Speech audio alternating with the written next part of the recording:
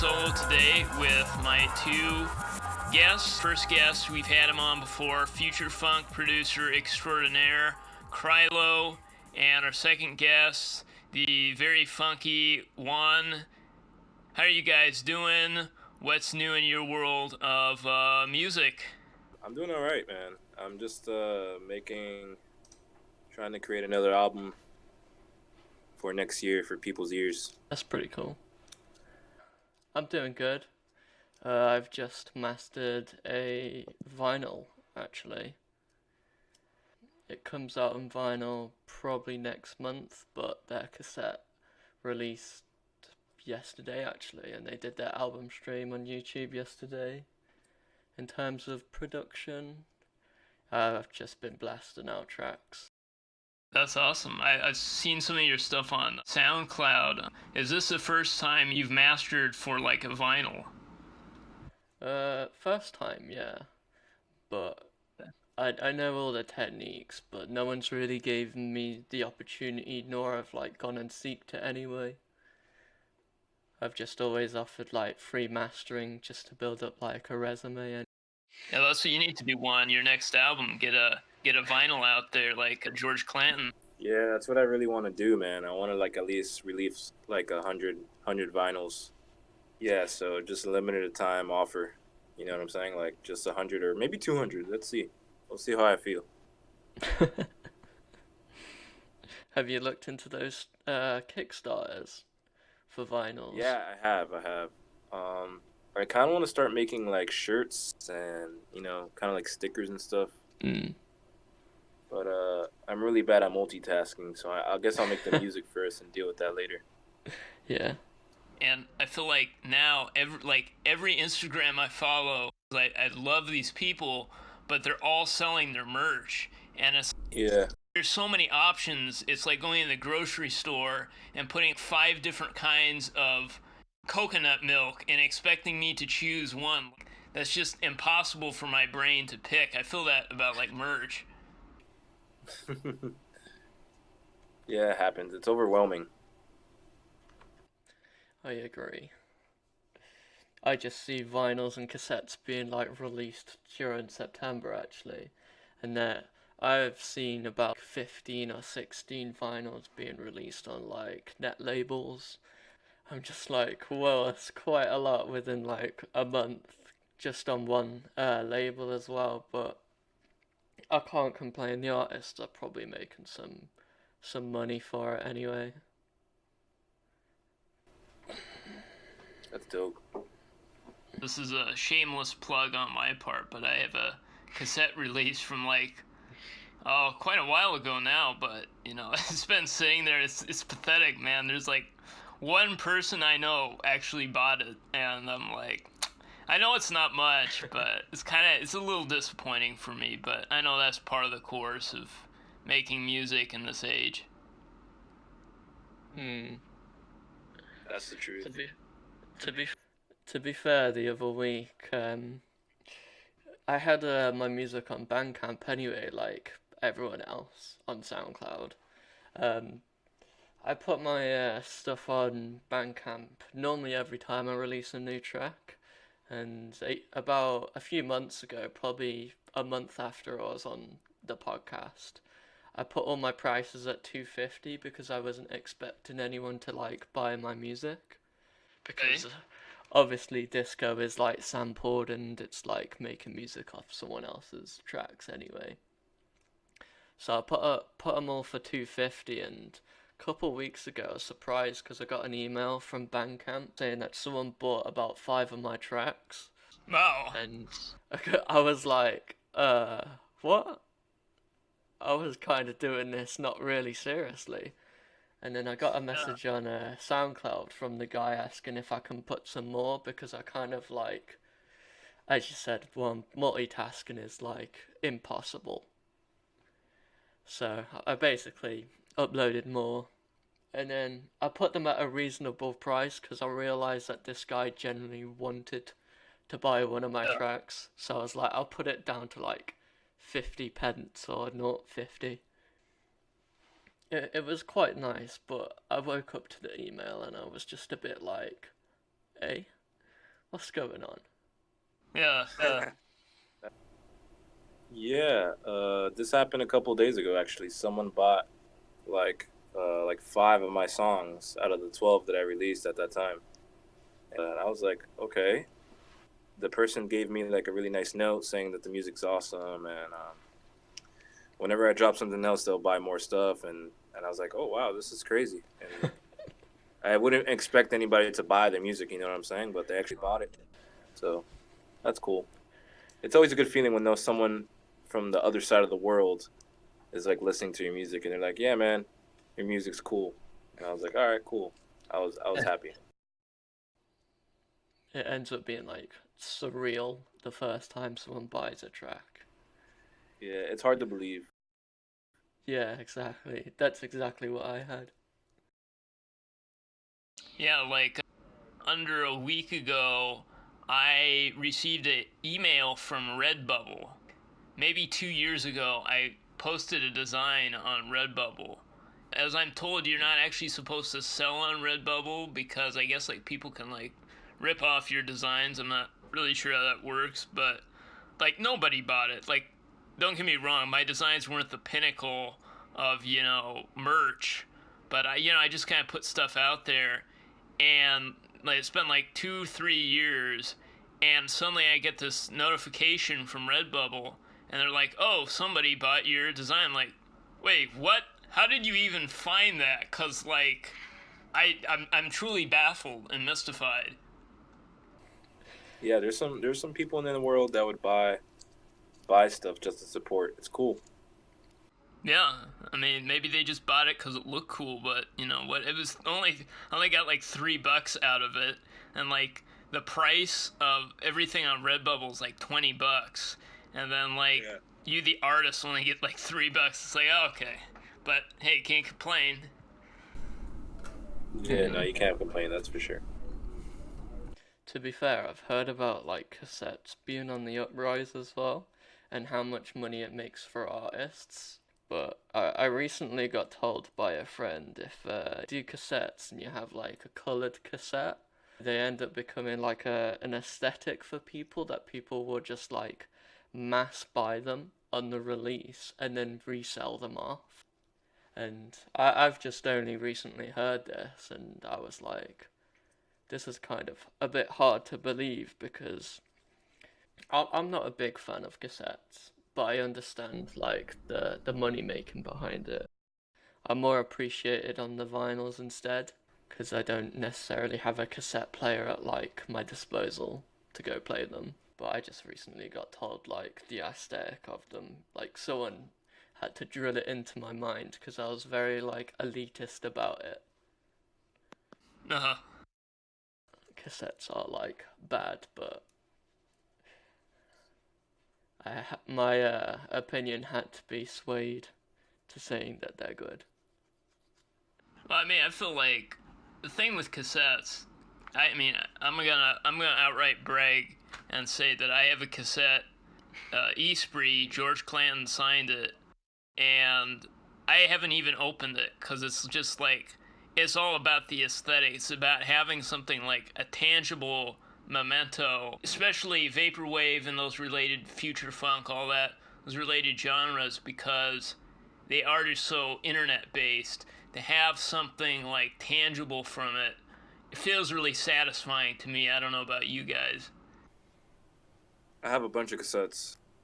As you speak, I'm looking at cassettes right now. There's like at least 40 of them right in front of me. I have a box full of them, just different music.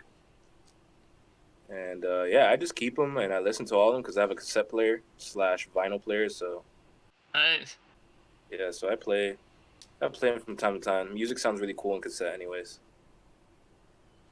How is that like compared to vinyl? Because everybody says, or like the vinyl heads always say, like vinyl has all this like extra depth and quality to it. How's that like with cassette? Because I've never really. Is it like a lo-fi thing or?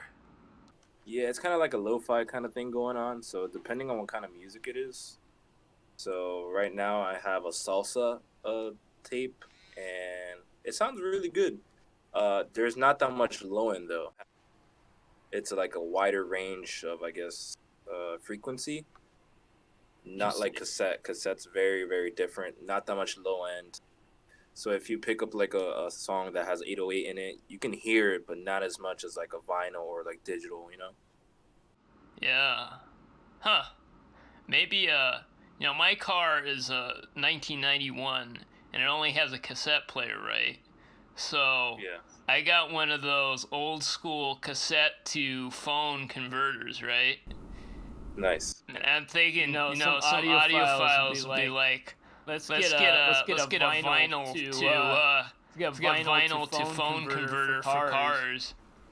I actually seen that on Tumblr. Someone actually did that. They connected that. I don't know how they did that, but I want to see a picture of that. That sounds insane.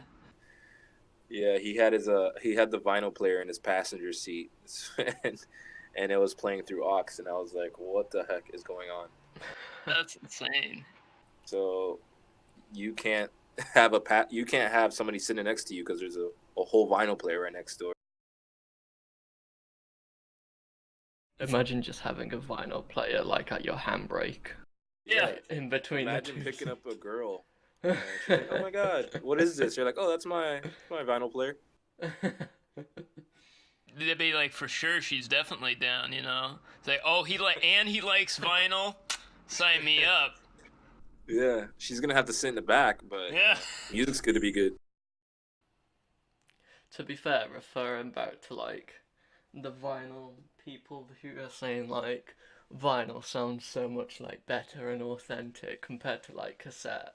Considering I've only mastered one vinyl in my life, Yeah. and I've done mastering for cassette as well, I've noted that the difference between them is like non-existent. It's just the music quality. The music quality Right. between like Spotify and vinyl are the exact Yeah. same, but on vinyl, like the top end is just like released more. So there's like no control, which like Spotify obviously it squashes it down Yeah. like any other music streaming, which I think is where people like it because everyone's like the louder the better, you know. Right, yeah. That kind of irritates me. I mean, I know that obviously people want to have a dynamic mix that hits people, but especially with EDM, man, I mean, it just gets to a point where it just sounds absurd, and I'm like, can we please dial this back just a little bit?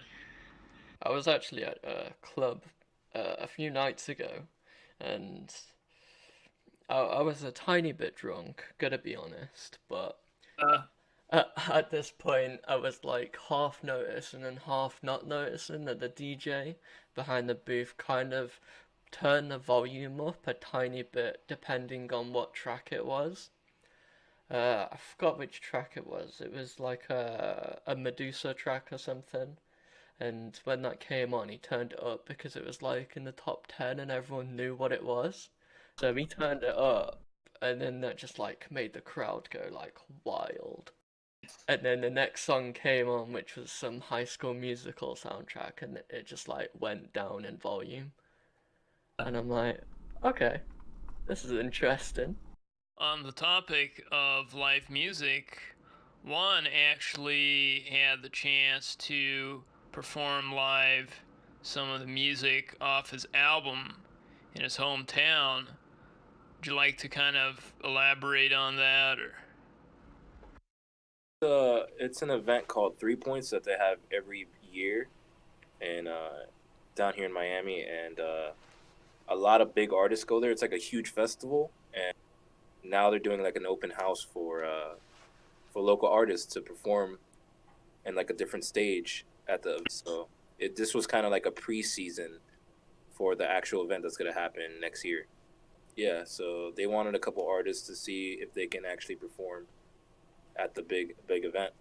So is it like they kind of your names are all in a pool, and then they kind of draw which artist they think really resonate with the crowd? Yeah, yeah, it's kind of like a vote, and who brought the most people, how good the music is, etc. When will they decide on the winners? I think they said late December or early January.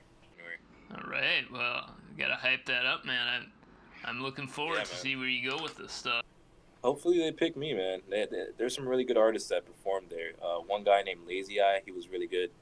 He kind of brought out his keyboard and guitar. He was shredding. Yeah, there's so many people. Mons V, some guy playing guitar. He has really cool music, man. There's a lot of good artists there. So it was fun. It was a good experience. That sounds pretty cool. Yeah. It was a. It's pretty much like a. Think of a huge festival in your town that big artists go to, and then they have like a local stage where like local artists perform. So that's what they're fishing for. More local artists to perform there at that stage, because I think there's like 5 stages in total. That's pretty cool. Yeah. To be fair, down in the UK, it's nothing like that. Like there are certain venues which people can like perform at, but they're not big venues which don't get big crowds anyway, so people have to start there just to get up. And there's like big festivals in the UK, Download, Reading, Leeds, V Festival, Tea in the Park, these kind of big festivals which probably a few people do know the names of. It's like only the big artists play there. Like it doesn't really give any opportunity for local artists or new artists to kind of push through. So it's more of them being scouted on like SoundCloud, Spotify, or like local venues, which in the UK, like the music industry, it's kind of a bit, I wouldn't say it's unstable, but it's very hard to get into. I'd assume it's the same like with America anyway. Like you have to be scouted to like get anywhere, That's true. especially in like LA. I'd assume there's like loads of artists in LA who are like internship and stuff at like studios, but they just get handpicked if they make anything great. Yeah, they have a lot of people out there. There's probably like 3/4 of everybody just there. Like Yeah, whoever you see is an artist or an actor or musician or something in the artist form. I mean, it feels like gatekeeping to me because it's like, well, if you want to be popular, you got to go to LA. And it's like, well, maybe not everybody has a privilege or resource or time to move out to a hot concrete environment where you're going to be sitting in traffic for hours just to get across to your grocery store, let alone get to the studio. I mean, I just, Yeah. I hate that. And I know it's just how it is and it's the nature of the beast, but it is annoying. Yeah, it is kind of frustrating. But everybody just goes to LA just with no conscience. They're just like, yeah, I'm gonna just go to LA. I'm pretty sure like every artist who makes music has probably heard like that about going to LA then just somewhat becoming famous, or like going to Ibiza and somewhat becoming a DJ, that kind of thing.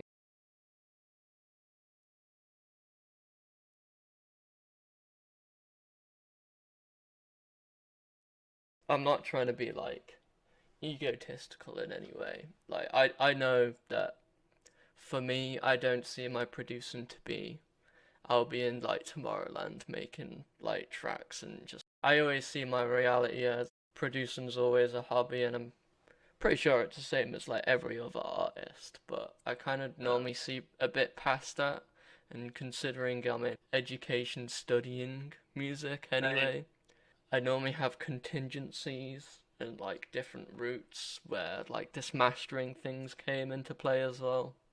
From time to time, it's nice to be like reminded that you are an artist anyway. Yeah. Well, we talked about this with my friend Milo, aka Connection 2000. There was this festival in Vegas, and it's like EDM festival. And are you familiar with Kentucky Fried Chicken? Yeah. So Kentucky Fried Chicken has Colonel Sanders come out as a DJ, and it's utterly ridiculous to watch. And I'm thinking to myself, at the same time, basically it's like if you could make Marshmello even more corporate. And at the same time, I'm thinking to myself, how many other really good local artists lost out just because of this sponsorship? That's true. That's really, really true. To be fair, on off topic, but still on about KFC, I saw that they did like the KFC game where you can date Colonel Sanders. Yeah, I know. They released like a ton of publicity. Like, I wouldn't even call it like a publicity stunt. They're on like the publicity warpath. I'm like, okay, KFC. Yeah. All right, man. It's a full serious game I've seen. Yeah. Oh no, I believe it. Absolutely, absolutely. Yeah, it's weird too. Like, when I was over in Asia, like the KFC over there tastes way better than KFC here in America. I was shocked by that. Really? You should see like the different menus, what like each country has. Like the same with McDonald's. They've got like different menus. Like over here, we've got a different menu to America. Oh yeah, There's loads of different stuff. dude. In Japan, Microsoft had this promotional campaign where they released a Windows 7 burger with Burger King. The heck? When I saw this, I thought it was, honest to God, I thought it was a joke, but it was I guess it was a real product. I mean, it was a real release.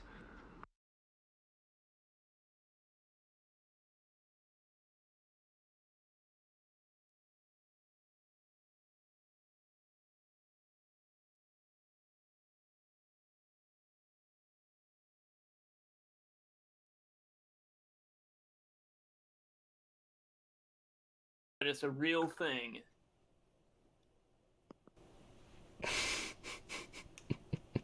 That's hilarious. Hilarious. Yeah. Wow. Wow. They spend a lot of time on that.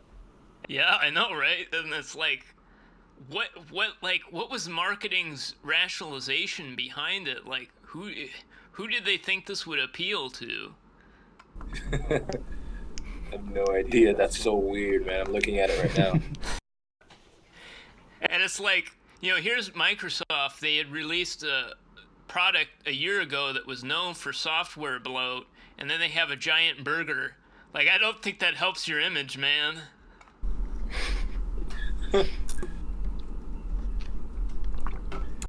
Yeah, we're Microsoft. We're bloated from the inside out. Just like you will be when you try our Whopper. Also, going off food. I take it you've heard about the Katy Perry like lawsuit thing with her old song. I think it was Dark Horse. Maybe. Let me check, because there's so many lawsuits now. It's hard for me to with the music industry, copyright and all that. So basically, what it was, this year someone put a lawsuit on Katy Perry's Dark Horse because it sounded like an old song. Huh. It doesn't have the same beat, but it follows the same notes as another song.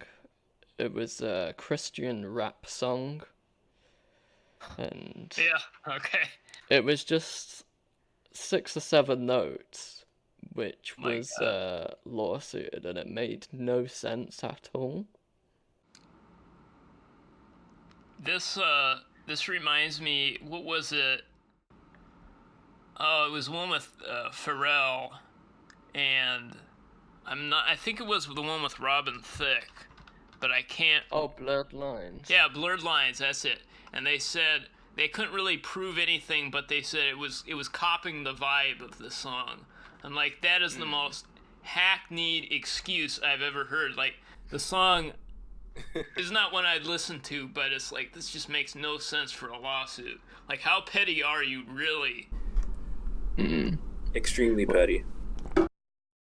Thing was with the Katy Perry thing, the Dark Horse was released in 2013, and apparently this copied song was made in 2009, but it only got brought up in 2019, 10 years later. That is insane. Like, come on. You really think, like, she was listening to this guy and, like, yep, I'm gonna steal from him. Yes, this is a person I want to use the chords of his song from. Like, I mean, come on. It's all this like Article 13 thing what's been going around the music industry as well, about all the Oh, yeah. copyright law. It's kind of hard with the UK because of something called Brexit, with Oh, yeah, leaving yeah. the European Union or something. Well, I know Article 13 is involved with Europe as a whole, but considering the UK is leaving the European Union, it's hard to say when Article 13 takes place when we leave it. Eh, So I don't think there is like a hard. I think we've left it now because our government is kind of like a bit messed up from electing new prime ministers and stuff. So I don't really follow like government, Politics. yeah, basically in the UK because sometimes it can get a bit stupid and just in a loop anyway. That's politics in general, man. Like Brexit thing. I'm unsure when this Article 13 probably comes into play. It's probably already in play at the moment, just as like a backbone for when it actually does happen. It just comes to a point where people are just putting the argument saying that you can't copyright chords when chords are basically the foundation of a standard song in like any song. And where do you draw the line between music that's made now, music that's made in the past? You know, how many rock songs were reinterpolating riffs from other songs? Like, do you go after those musicians? Like, where does this stop? Where do you draw the line?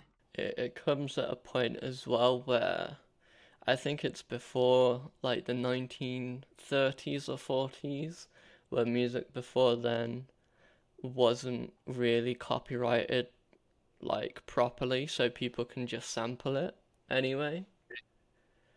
And then just like putting it into play, if someone samples that, let's take Daft Punk's One More Time, for instance, because that's sampled, but they like outright denied that it was a sample, Uh, which I've recreated that song, like that exact song, and it's not really hard. There's YouTube tutorials how to do it, and it's clearly a sample. But I want to know what the point is with the copyright law and sampling like a really old, like, I don't know, let's say Mozart, going like back that far. And if they put copyright laws on that, like, who gets the money? I think we talked about this before, like the Happy Birthday song. How was it Warner Yeah. Brothers or somebody had the license on that, and then they collect all the royalties from it. Like, nobody from the estate of Mozart or whatever, they probably couldn't give a rip. But these studios, all I can figure is that they're just looking for new ways to be petty because they just hate sampling. I'm convinced they just hate sampling, and they just really look for new ways to stifle because of that fact. Especially if you're not a musician with sufficient means, and even then, the Katy Perry lawsuit, if they can get to her, they can get to anybody. Yeah. That's true. Have you come to front with any like copyright? Just like any like standard copyright, like YouTube copyright one? Not really. Hmm. I never came across that. I mean, Hmm. there's this one time somebody tried to like make my like they took the beat of my song and they tried to rap over it. And I was like, you need my permission to do that? And it was like a whole thing. And I really didn't want him to rap over it because it sounded really bad. And he was like, "Well, man, I'll buy the song Well, off you for $500." And I was like, "No." And then he wanted to sue me because I didn't let him do that. And I was like, "How does that even work? I'm the one who created the song." Hmm. So he was really upset. And then I don't know. He's still trying to do that, but I want to see how he's gonna do it. So how did he stumble across your work? he heard it I think through like iTunes or something or Uh-huh. SoundCloud, and I guess he downloaded it through SoundCloud, like through like a website. Sure. And I guess he just rapped over it, like, and he like did his own melody over it, and I heard it, and I'm like, what is going on? I was so confused. Was this like some kind of like lyrical, spiritual, miracle style rapping? um, I don't even know what it was. It was kind of like Spanish, English to like Spanglish rapping, I guess. I was like, what the hell is this, dude? So I contacted him. I was like, dude, you can't do this without my permission. And then he was super upset, and I was like, dude, you can't do that. You know, it was really weird. He was like really mad, and I was like, hey man, just delete it, and if anything, I'll make you a new beat. Sound good, please. And he was like, no, no. And then he was like, I'll give you Oh, 500. Yeah, he was really angry, and I was like, dude, stop. So I don't know. I stopped talking to him. He took it off. Eventually, he took off the beat, and he said he was gonna master it. So, but this has been like 4 or 5 months. So let's see what he does. It's very confusing. I was like, okay, he still can't do it. He's gonna master something with the space of like 3 to 4 months. That's very very weird. That's like you making a movie and somebody else makes the same exact movie with the same actors, and he's like, well, this is mine. yeah. Like I think you obviously have to recognize there is a point. This is the problem, with are you guys familiar with PZA? I'm not. Okay, well they were, I guess, a vaporwave label, and they've been accused, and I don't know all the ins and outs, but they've been reliably accused of just outright stealing other vaporwave artists' work and then selling it on their own label. And I'm thinking like, okay, obviously I get vaporwave's a joke, it's a meme to some people. Okay, fine, but if you're going to take that and then say, oh, but wait, I'm going to charge you for it, in my opinion, it stops being a joke. If you're going to rip somebody off, especially if you're talking about artists that, put time into the sampling and all this stuff, and then you're going to just say, like you said, oh, no, it's mine now, I'm going to take it and use it. Like, whoa, whoa, whoa, wait a minute. We got to have some rules. This isn't total anarchy. Yeah, that's true. I've heard something similar with this situation. On a Discord, there was this. I'm not gonna like say names or like throw names, because Yes. I was only told by like one, well, two people actually, but and I'm pretty sure if like the other people knew I was speaking about this, then well, if I said their names, they'll probably get mad at me anyway. But what happened was this label had a Discord on a a server on Discord. There we go, and they had a music submission like channel, and people would just put like the lossless MP3 like submissions, and they'd leave like media file links and Gmail like Google Drive like WAV files and stuff.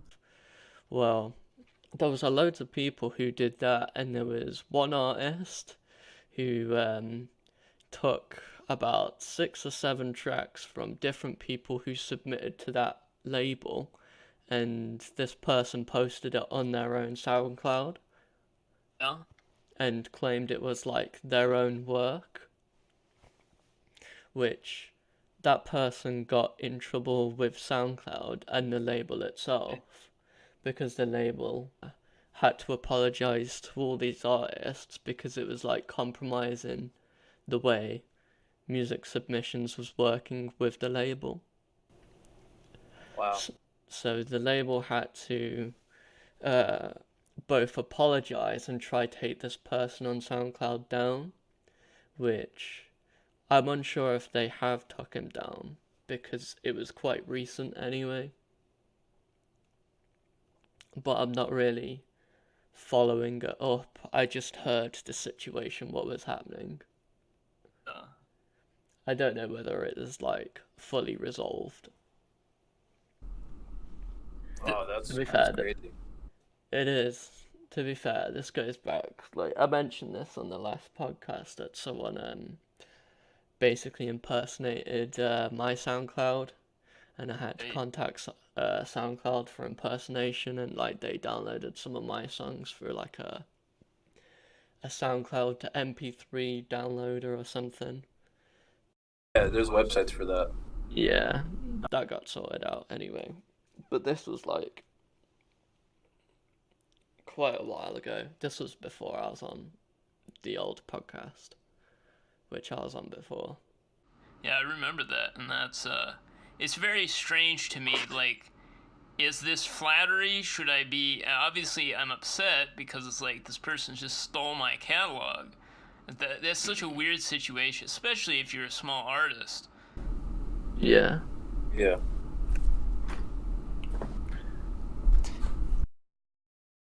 I don't know if you've like either you've had it like you post a track and then about a week later you go on YouTube and then you find that your track has been posted on like these like promo channels and stuff, which like they haven't like confronted you or something. It's kind of like a hard situation to deal with because you're like both humbled that they're promoting it, but then again Right. they didn't ask to promote it. Yeah, yeah. Like I've got that with a few of my tracks anyway, and I do appreciate it them posting it on YouTube and like on their channel, but it comes to a point whether I don't know whether they're monetizing the like videos which they're uploading of other people's songs. Right, right, exactly. Like it doesn't tell you if there is monetization anyway. It's the same with SoundCloud. Like my Yeah. SoundCloud has recently just reached SoundCloud Premiere, which is monetization, and you earn money like each month about it. I saw that. Congratulations, man. You saw that? What? Yeah, 'cause it has like a little star or whatever by your name. Oh yeah, yeah. Oh no, They're those are starting to do that different. now. Those stars. Those stars are Uh, like pro users, uh, which it doesn't mean that like official. It just means that you have like more time which you can upload. Okay, okay. Like the monetization bit is like more private to the artist. That no one else like outside of your account can see if you're monetizing a track unless it's SoundCloud.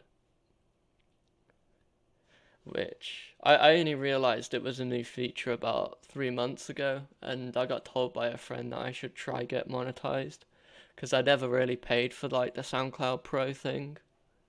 But Sure, sure. as soon as I started paying for it, my SoundCloud it was roughly on like between 1,000 to 2,000 almost every month, and that roughly qualifies for Premiere, which is the monetization part of it.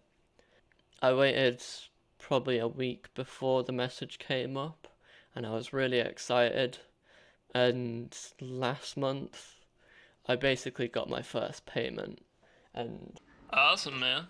How much? I don't mind saying how much because it wasn't Okay. really a substantial amount, but I equivalated to how much it was because in the recent month of my first monetization, I got about 1,800 plays, which equivalated to 100 plays is like 10 cents or 10p, Gotcha.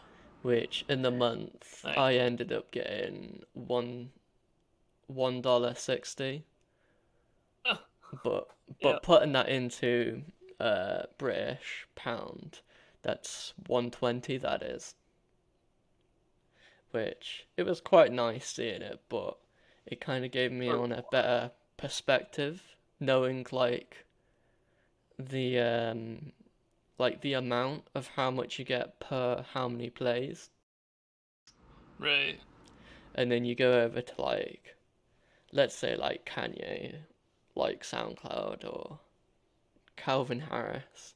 You go over to Right. their channel and you just see their tracks are at 10 mil, and then you Oh can yeah. just Easily. normally calculate how much they probably would have made. Oh yeah. Well, but I feel like with those artists, they're so big, like I imagine they're not getting paid the same way as like you would be because they have like a whole management team that's involved. Yeah, yeah. Just to kind of switch topic a little bit, Juan, you had your single called "Started." I saw. I haven't been able to listen to it, but would you like to kind of explain to us how that came about and what kind of your thought process was? I know you collaborated with somebody. Fortunately, I cannot remember their name, so if you could kind of speak about that for me and for our audience. So the song's called "Started." This is a beat I made like a couple months back, and I wrote the verse for me, but I didn't have the hook. I was like, Jesus Christ, I can't sing this hook. But I really wanted a female on it, so her name is Dragon Fox. I let her know. We're kind of like music friends, so I sent her the song, and she sent it back literally like a week later, and the song was, I was like, Jesus Christ, she sounds great on it. So I mixed it a little bit, and yeah, she sounds great. And then she wanted to release it under a single, and I was like, hell yeah. So we got a cover from one of our friends, and now it's a single now, and it's cool. It's kind of like a fresh start since I dropped Sugar Milk. What kind of like genre would you say it is? Like pop or R&B or? I could, yeah, I'll say like R&B. I see. Yeah. Have you thought about like experimenting outside of those genres into like some, crazier territory?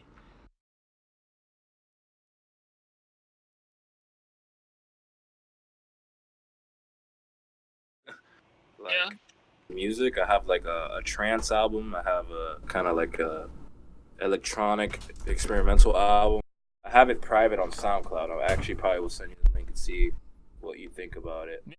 It's called Artificial Heart. It's actually it's interesting. It's like old beats that I made that sound like kind of like movie scores and stuff. So I know you obviously sent me some intermission music for the channel, and I was like, wow, I knew obviously you had chops, but like I could see you have much more diverse ability with this stuff than I had previously thought. So I'm really stoked to peep it out, and I'm sure Chrylo would love to hear it too.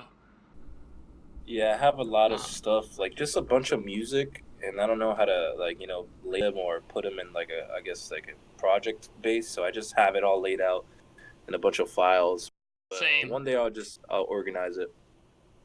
I'm actually in a state of mind right now where I feel like a sponge, where I'm just absorbing everything, even to the littlest things like the weather and stuff like that.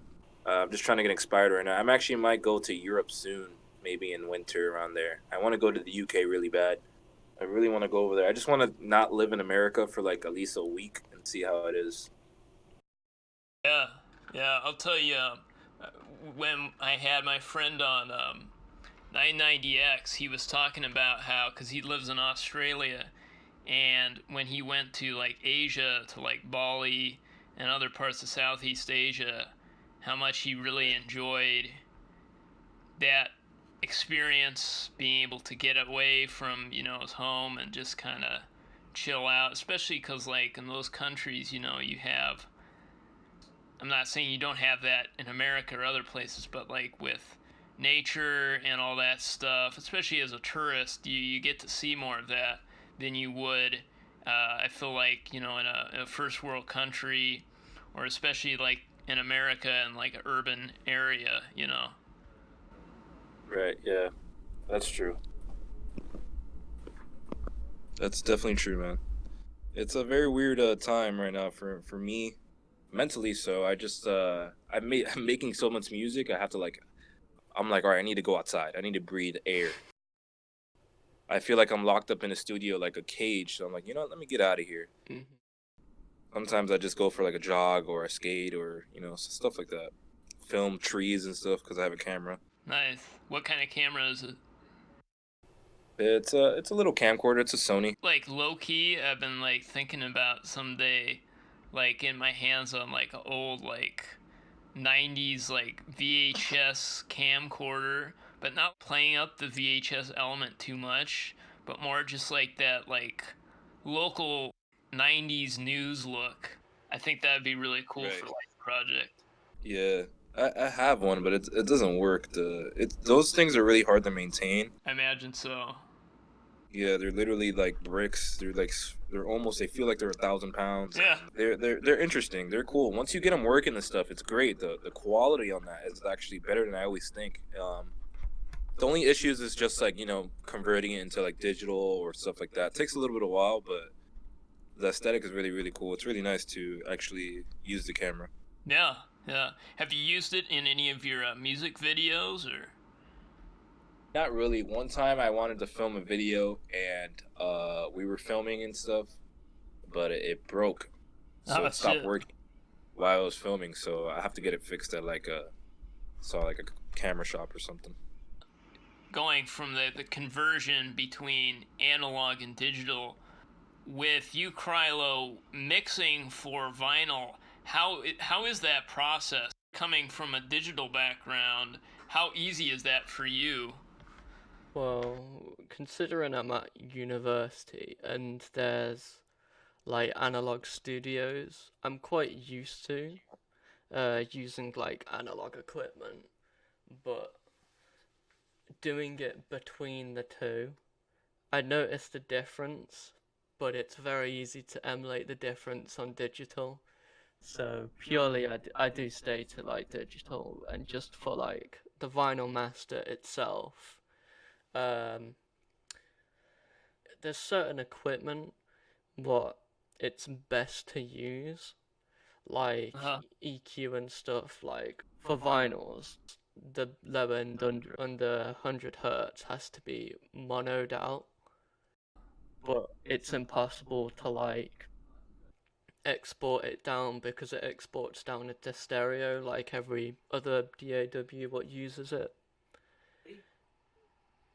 So you kind of have to just use sometimes digital, not digital, analog equipment just for that to do it.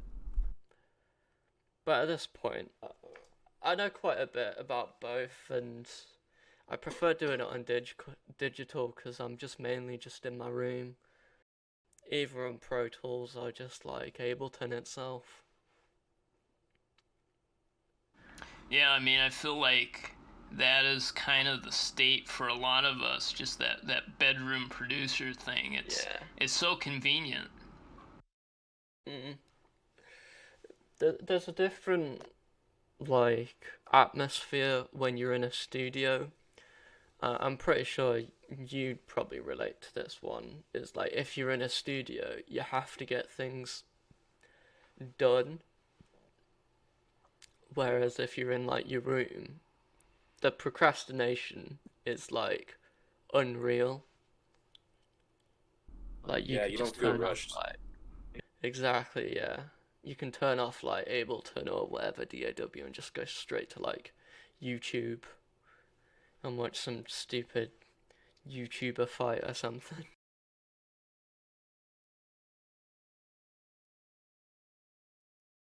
it is quite hard to like when you're in a studio, you kind of have to have the mindset of getting it done because you're either like time constricted or music constricted. Like you only can do so much in a studio if, like, let's say you don't have the plug-in serum at like a studio. It's just all like Right. analog equipment and mini moogs, all these physical synths, and then like at your room you've got serum. It's very limiting between the two anyway. Right. That's true. Yeah. I think from my personal experience, just being in the studio, I feel like I'm like rushed. I'm like, you got to do this before 2 o'clock. You got to do this before 4. And I'm like, no, I don't want to be rushed. Either just like in the room, I just feel like, the world is mine when I'm in this room. I can do whatever I want. Yeah. It's not the same. Everybody's like rushed in the studio and they feel like they need to do this like immediately. Yeah. What I have at my university is obviously other students want to use the same like studios which I pick out and book, but I end up booking. I had an issue last year in February time or March. I booked out a studio to do one of my like courseworks, and I booked a studio for 9 hours so I can have a break in between and just like not feel rushed anyway. But I booked it, and then someone came in saying that they had booked the same studio but after my booking, which my booking got like overwritten because another student needed it. And I was very frustrated because they said that they needed it, so I had to export out like the stems of this song. And I had to rebook, and I had to like double make sure with the university. I spoke to the staff saying, why did this happen? And it was very frustrated because I did leave the assignment last minute anyway. So No, that's never fun. nah, at that point I was like stressing really hard, but it did get sorted out in the end. Me being the bedroom producer, sometimes, if I'm like a little tired and I've got like this loop going on in my head, I'm making music, then what happens is it winds up putting me to sleep. And it's like, I feel, I don't know, in like a studio setting or whatever, if that isn't there, maybe I wouldn't be as like inclined to wind up dozing off and like wasting hours. Right. The one thing which is like the big issue in like a studio setting is if you have producer block, you're just sat there like you're kind of forcing your brain to get into that like state of mind. But as soon as like it happens, like you can't really stop it. Yeah. I think that we've had kind of an interesting discussion, a little on the short side, but I think we can wrap it up. What do you think? Yeah. I think we had a good discussion about everything that we always think about in the world. Yeah. It's different for me because I've usually have like a co-host to help me, or I have some prepared questions. And I know both of your guys' music, so that's gonna do it for this episode of the World Movers Media Podcast. It's been a short little episode, but hope you enjoyed, and we hope to see you next week with more content. Thank you.